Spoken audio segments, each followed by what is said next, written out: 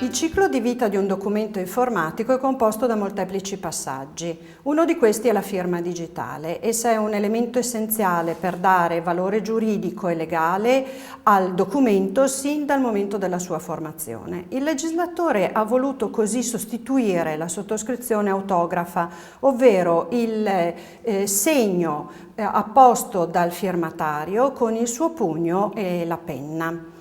La tecnologia e la norma sono assolutamente mature da anni, invece ora dobbiamo soffermarci di più su una riorganizzazione dei processi del nostro lavoro e sul tentativo di dare maggior fiducia agli utilizzatori di questo strumento. Invero la firma digitale è uno strumento immodificabile, non riproducibile, non falsificabile, che deve dare quindi molta tranquillità agli utilizzatori anche da un punto di vista medico-legale.